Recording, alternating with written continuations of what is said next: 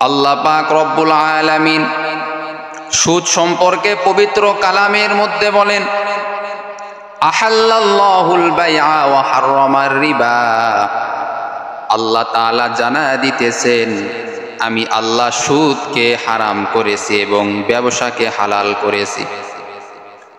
এরে নবীর আশিক উম্মতের দল, আল্লাহ পাক রব্বুল আলামিন সুদ খাওয়াকে হারাম করেছেন, ব্যবসাকে আল্লাহ তাআলা হালাল করেছেন। আল্লাহ বলে, ও বান্দা, হালাল ভাবে তোমরা ব্যবসা করো, এই ব্যবসার মধ্যে বরকত আমি আল্লাহ দিয়া দিব। মায়ার নবী রহমাতুল্লিল আলামিন নিজেও ব্যবসা করেছেন, আল্লাহ রসুল ব্যবসা করেছেন। আল্লাহ রসুল বলেছেন, এই ব্যবসার মধ্যে 60 ভাগ বরকত এই ব্যবসার মধ্যে রয়েছে, আর বাকি 40 ভাগ বরকত এই চাকরির মধ্যে রয়েছে, বিভিন্ন ক্ষেত খামারের মধ্যে রয়েছে। ব্যবসা আল্লাহ রসুল নিজেও করেছেন। এজন্য আল্লাহ রসুল বলেন, বান্দা তোমরা ব্যবসা করো, হালাল পন্থায় ব্যবসা করো। হালাল পন্থায় যারা ব্যবসা করবে, কাল কিয়ামতের দিনে নবীদের সঙ্গে তারা জান্নাতে থাকতে পারবে। এরে নবীর আশিক উম্মতের দল, আজকে যাদের জন্য তুমি হারাম কামাই করতেছো, তুমি যে তোমার সন্তানকে হারাম কামাই করে খাওয়াইতেছো, তোমার বিবিকে তুমি হারাম কামাই করে খাওয়াইতেছো, তোমার মাকে তুমি হারাম কামাই করে খাওয়াইতেছো, তোমার ভাইকে তুমি হারাম কামাই করে খাওয়াইতেছো, তোমার বোনকে তুমি হারাম কামাই করে খাওয়াইতেছো, তোমার বাবাকে তুমি হারাম কামাই করে খাওয়াইতেছো। কিন্তু বাবা, একটু চোখটা বন্ধ করে একটু লক্ষ্য করে দেখো, যদি তুমি বিপদে পড়ে যাও, কেউ তোমার পাশে থাকবে না। দুনিয়াতে যাদের জন্য তুমি হারাম কামাই করেছো, আসলে বাবা, এরা কেউ তোমার সামনে থাকবে না, কেউ তোমার সামনে থাকবে না। তোমার জবাব তোমাকেই দিতে হবে আল্লাহর দরবারে, তোমার জবাব তোমাকেই দিতে হবে, কেউ কারো পাপের ভাগী হবে না। বাবার 2টা সন্তান ছিল, একজন সন্তানকে মাদ্রাসায় ভর্তি করায় দিছে, হাফেজ আলেম বানাইতেছে, এবং বড় সন্তানকে সংসারের কাজের দায়িত্ব দিয়েছেন বাবা। বলে, এই সংসার তুমি দেখাশোনা করবা, এই দায়িত্ব তোমাকে দেওয়া হলো। এরে নবীর আশিক উম্মতের দল, ছোট ভাই এইবার মাদ্রাসায় পড়ে অনেক কিছু শিক্ষা অর্জন করেছে। হালাল খাইতে হবে, হারামের ধারের কাছেও যাওয়া যাবে না। কিন্তু বড় ভাই হারাম ভাবে কামাই করে মা বাবাকে খাওয়াইতেছে। ছোট ভাই এসে বলে, ভাইজান, হারাম কামাই করিয়েন না, কারণ হারামের মধ্যে কোনো বরকত নেই। আর ভাই, আপনি যে হারাম কামাই করতেছেন, আপনি যে সুদ খাইতেছেন, এই সুদের হিসাব কিন্তু আল্লাহ আপনার কাছ থেকে নিবে। আপনার বাবার কাছ থেকেও নিবে না, আপনার মায়ের কাছ থেকেও নিবে না, বরং আপনার কাছ থেকে আমার আল্লাহ হিসাব নিবে। বড় ভাই এবার ছোট ভাইকে ধমক দিয়া বলে, কি বলো তুমি, ছোট্ট মানুষ, 2 দিন ধরে মাদ্রাসায় পড়ে তুমি কি এমন শিক্ষা অর্জন করেছো, তোমার কথা আমার বিশ্বাস হয় না। যদি আমি বিপদে পড়ি, সবাই আমার পাশে থাকবে। ছোট ভাই বলে, ভাইজান, তাহলে আমি পরীক্ষা করে আপনাকে দেখাই। বড় ভাই বলে, ঠিক আছে, পরীক্ষা করো। এইবার ছোট ভাই বড় ভাইকে দেখানোর জন্য এইবার ছোট ভাই বড় ভাইকে বলে, ভাইজান, আপনি একটু মৃত্যুর ভান ধরে থাকবেন। আমি সবাইকে বলবো আমার বড় ভাই মৃত্যু শয্যায় রয়েছে, তাকে যদি তোমরা বাঁচাইতে চাও, তোমার তোমাদের মধ্যে থেকে কারো জীবন দিতে হবে, তাহলে আমার ভাই জীবিত হয়ে যাবে। ভাইজান, আপনি একটু মৃত্যুর ভান ধরে থাকেন, আমি আপনাকে প্রমাণ দিয়া দিব। বড় ভাই এবার মৃত্যুর ভান ধরল। ছোট ভাই এইবার ছোট ভাই বড় ভাইয়ের স্ত্রীর কাছে গিয়া বলে, ও ভাবি, আমার ভাই মৃত্যু শয্যায় পড়ে গেছে, মৃত্যুবরণ করবে এমন অবস্থা। আমার ভাইয়ের একটু হালতটা দেখেন, চলেন আমার ভাইয়ের হালতটা একটু দেখেন। আপনি গিয়া দেখে, হ্যাঁ সত্যি মৃত্যু শয্যায় পড়ে গেছে, আসলে কিন্তু ভান ধরেছে। ছোট ভাই এবার ভাবিকে বলে, ও ভাবি, আপনার স্বামীকে যদি বাঁচাইতে চান তাহলে আপনার জীবন দিতে হবে, তাহলে আপনার স্বামী জীবিত হয়ে যাবে। ভাবি বলে, কি বলো? না না, কখনো আমি আমার জীবন দিতে রাজি নই, দরকার হয় অন্য জায়গায় আমি বিবাহ করে নিব। ওরে দুনিয়া স্বার্থপর জায়গা, এই দুনিয়াটা হলো স্বার্থপর জায়গা রে মুমিন। একটু চিন্তা করিয়া দেখো, আশেপাশে কিন্তু কেউ তোমার কাছে নাই। এইবার ছোট ভাই বাবাকে ডাক দিল, বলল, বাবা, তোমার বড় সন্তান মৃত্যু শয্যায় পড়ে গেছে, এমন অবস্থা, যদি তাকে আপনি বাঁচাইতে চান তাহলে আপনার জীবন কিন্তু দিতে হবে রে বাবা। বাবা বলে, না না, কখনো আমার জীবন দিতে রাজি নয়, সে মারা যায় চলে যাক, কিন্তু আমি আমার জীবন দিতে পারবো না। এই তো দুনিয়া রে ভাই, এই দুনিয়ার মায়ায় পড়িয়া তুমি কত অন্যায় করেছো, কত নাফরমানি করেছো। এরে আল্লাহর বান্দা, যুবক ও পর্দার অন্তরালের আম্মা জানেরা, একটু মনোযোগ সহকারে শুনবেন রে মা। এইবার ছোট ভাই আরো মানুষের কাছে গিয়া বলে, আমার ভাইকে বাঁচাও।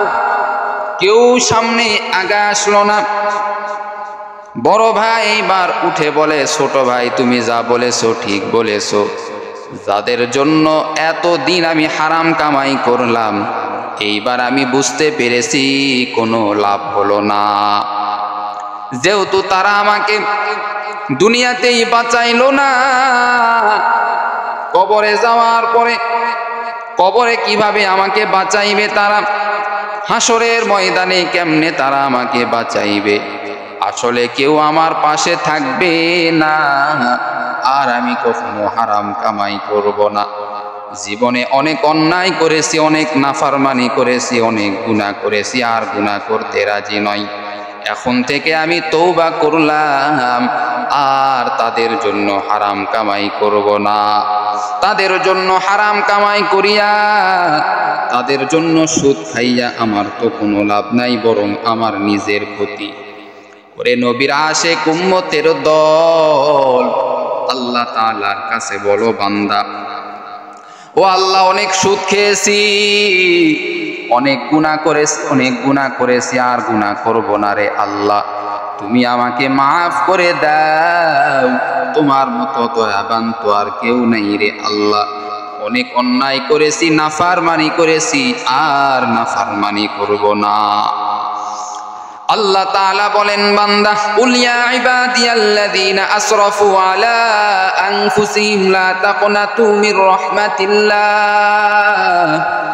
ওরে বান্দা, যা অন্যায় করেছো আমি আল্লাহর কাছে তওবা করো, আমি আল্লাহ তোমাকে একেবারে নিষ্পাপ বানায় দিব। কাদের কুদরত দারি বড় কামাল, আনতা রব্বি আনতা হাসবি জুল জালাল, তুহি কাদের জালিলুল্লাহ জাহাদার, বহর হালে তুহি মেরা নিগাহদার। এরে আল্লাহর বান্দা, হারাম টাকার মধ্যে বরকত নাই। বরকত যদি তুমি পেতে চাও, হালালের মধ্যেই বরকত আছে। নবীজির একজন সাহাবী, যার নাম হলো হযরতে জাবের রাদিয়াল্লাহু তাআলা আনহু, খন্দকের যুদ্ধে মায়ার নবী রাহমাতুল লিল আলামিন 1500 সাহাবায়ে কিরামদেরকে নিয়ে গর্ত খনন করলেন। গর্ত খনন করলেন খন্দকের যুদ্ধে। কত কষ্ট! 1500 সাহাবায়ে কিরামদেরকে নিয়ে গর্ত খনন করা কত কষ্ট রে বাবা। যেহেতু মুসলমানদের সংখ্যা কম, কাফেরদের সংখ্যা অনেক বেশি, এজন্য এই যুদ্ধ হয়েছিল। মায়ার নবী নিজেও গর্ত খনন করেছেন। নবীজি গর্ত খনন করতে গিয়া নবীজি পেটে পাথর বেঁধেছেন, এত কষ্ট। তারপরেও মায়ার নবী রাহমাতুল লিল আলামিন গর্ত খনন করা বন্ধ করে নাই। হযরতে জাবের ওই সময় ছিল। হযরতে জাবের রাদিয়াল্লাহু তাআলা আনহু নবীকে বলেন, ইয়া রাসূলুল্লাহ, ইয়া হাবিবাল্লাহ, আপনার পেটে ক্ষুধা, এই ক্ষুধার্ত অবস্থায় আপনাকে দেখিয়া আমি জাবের আর সহ্য করতে পারতেছি না রে নবী। জাবের বাড়িতে চলে গেলেন। বাড়িতে যাওয়ার পরে বিবিকে বলেন, ও বিবি, আজকে নবীর এমন অবস্থা, আজকে নবীর অবস্থা বড় করুণ। পেটের মধ্যে পাথর বেঁধেছে, পেটে কোনো খাবার নাই নবীর। যেই নবীর জন্য আমার আল্লাহ নিজেই পাগল, যেই নবীর জন্য গাছও পাগল, মাছও পাগল, যেই নবীর জন্য বনের হরিণ পাগল, ওই নবীর যদি এই অবস্থা হয়ে থাকে, আমি জাবের কেমনে, আমি জাবের সহ্য করবো রে বিবি। ও বিবি, বাড়িতে কি আছে বলো? বাড়িতে যা কিছু আছে আমার নবীকে আজকে আমি দাওয়াত দিয়ে খাওয়াইব, কারণ এই ক্ষুধার্ত অবস্থায় আমার নবীকে আমি দেখতে পারতেছি না। বিবি বলে, রে স্বামী আমার, বাড়িতে তেমন কোনো খাবার নাই, শুধুমাত্র অল্প পরিমাণ আটা রয়েছে এবং অল্প পরিমাণ গোশত রয়েছে রে। এরে স্বামী আমার, এছাড়া আর বাড়িতে কোনো খাবার নাই। এইবার হযরতে জাবের রাদিয়াল্লাহু তাআলা আনহু বলেন, ও বিবি, ওই খাবারটা তুমি তৈরি করো, আমি আমার নবীকে দাওয়াত দিব।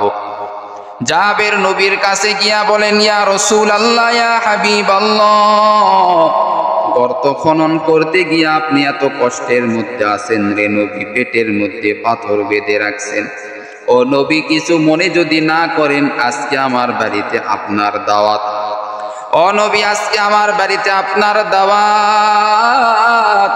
ও নবী, আমার বাড়িতে আপনি দাওয়াত খাবেন।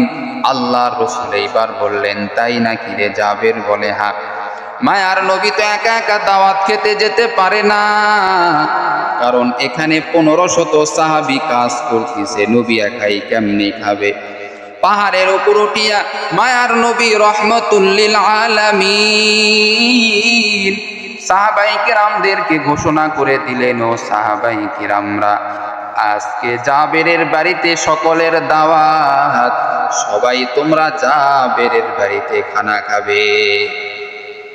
জাবেরের চোখ দুটো বড় হয়ে গেল, আমার বাড়িতে এত অল্প খাবার, নবীজি খেতে পারবে, ঊর্ধ্বে 2-3 জন খেতে পারবে, 1500 সাহাবীদেরকে কেমনে আমি জাবের খাওয়াইব? টেনশনে পড়ে গেলেন জাবের। চলে গেলেন বিবির কাছে। বিবির কাছে গিয়া বলেন, ও বিবি, এমন অবস্থা হয়েছে রে বিবি, এমন পরিস্থিতির মধ্যে আমি পড়ে গেছি রে বিবি, কি হয়েছে তোমার বলো? বলে, আমি রাসূলকে দাওয়াত দিয়েছি দাওয়াত খাওয়ার জন্য আমার বাড়িতে, কিন্তু এমন অবস্থা, মায়ার নবী রাহমাতুল লিল আলামিন দাওয়াত খাতে আসবেন, কিন্তু একাই নয়, 1500 সাহাবায়ে কিরামদেরকে নিয়ে মায়ার নবী আমার বাড়িতে আসবেন রে বিবি। বিবি বলে, ও স্বামী আমার, টেনশন করার দরকার নাই, যেই নবী সাহাবায়ে কিরামদেরকে দাওয়াত দিয়েছেন ওই নবী অবশ্যই খাওয়াইতে পারবে। ওই নবীর সেই মুজিজা রয়েছে, আমার আল্লাহ আমার নবীকে কখনো অপমান করবে না। ও জাবের, আমার নবীকে আমার আল্লাহ কখনো অপমান করবে না রে জাবের। ও জাবের তোমার টেনশন করা লাগবে না, আমার আল্লাহ আমার নবীকে কখনো অপমান করবে না, অপদস্থ করবে না, তুমি টেনশন করিও না, আমার আল্লাহ অবশ্যই ব্যবস্থা করে দিবেন। ইমামুল আউয়ালিনাল আখিরিন বহরে সদকা রহমাতাল লিল আলামিন সাইয়্যিদুল কাউনাইন খাতমুল মুরসালিন আখিরা মদবুতে ফখরুল আউয়ালিন শুধু ওয়াজুদাস রহমাতাল লিল আলামিন মসজিদে শুধু হামারু এ জমিন। মায়ার নবী এবার সাহাবায়ে কেরামদেরকে দাওয়াত দিলেন, সাহাবায়ে কেরামরাও দাওয়াত কবুল করে নিলেন। এইবার সকলে রওনা হয়েছে জাবেরের বাড়িতে, জাবেরের বাড়িতে দাওয়াত খাওয়ার জন্য রওনা। এইবার আল্লাহ রসুল জাবেরকে ডাক দিয়া বলেন, ও জাবের, তুমি যে খাবারটা রান্না করেছো এই খাবারের মধ্যে যেন ঢাকনা থাকে, খাবারটা যেন ঢাকা অবস্থায় থাকে, ওই খাবার দুইটা আমার কাছে নিয়ে আসো। এইবার মায়ার নবী রহমাতুল লিল আলামিন ওই খাবারটা নেওয়ার পরে জাবেরকে বললেন, ও জাবের, এই খাবারের ঢাকনাটা কখনো তুমি উঠাইবা না, বিসমিল্লাহ বলিয়া তুমি দিতে থাকবা, আল্লাহর কুদরতে আল্লাহ ব্যবস্থা করে দিবেন। মায়ার নবী রহমাতুল লিল আলামিন ওই খাবারগুলির মধ্যে মায়ার নবী রহমাতুল লিল আলামিন একটু থুতু মোবারক ছিটায়া দিলেন। নবীর থুতু যেমন তেমন কোনো থুতু নয়, আল্লাহ রসুলের থুতু মোবারক যখন পড়ে গেল ওই খাবারের মধ্যে আল্লাহ এত বরকত দিয়া দিলেন। এইবার 1500 সাহাবায়ে কেরামদেরকে জাবের খাওয়াইলো, নিজেও খাইলো, পরিবারদেরকেও খাওয়াইলো, আবার নবীকেও খাওয়াইলো ওই জাবের। তারপরেও খানা এত পরিমাণ ছিল, মায়ার নবী রহমাতুল লিল আলামিন বলেন, ও জাবের, এই খাবারটা যদি তুমি গোটা মদিনাবাসীদেরকে যদি খাওয়ায় দাও, তারপরেও এই খাবার কখনো শেষ হবে না। এটা কার কুদরত রে ভাই? আল্লাহর কুদরত হে মুমিন। যদিও অল্প খানা, হালাল খানা, এই খানার মধ্যে বরকত দিয়েছেন হলেন আমার আল্লাহ।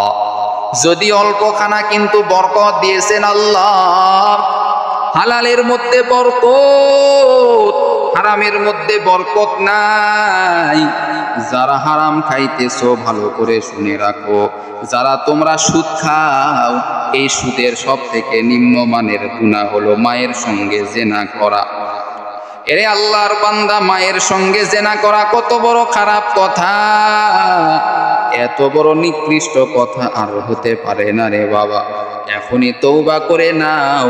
ও আল্লাহ, অনেক সুদ খেয়েছি, ঘুষ খেয়েছি রে আল্লাহ, আর সুদ খাইব না, আর ঘুষ খাইব না, তওবা করে নিলাম। আল্লাহ বলে, বান্দা তওবা করিয়া যদি তুমি আমি আল্লাহর পথে যদি ফিরিয়া আসো, আমি আল্লাহ তোমাকে নিষ্পাপ বানায় দিব। আল্লাহ বলেন, ও বান্দা, গুনাহ করার পরে তওবা করো, তওবা করো, তওবা করো। আমি আল্লাহ তো তোর রব, আমি আল্লাহর মতো দয়াবান তো আর কেউ নাই। ও বান্দা, একটু তাকায়া দেখো না, আমি আল্লাহ তোকে কত দয়া করি, মায়া করি, কত মহব্বত করি, একটু তাকায়া দেখো।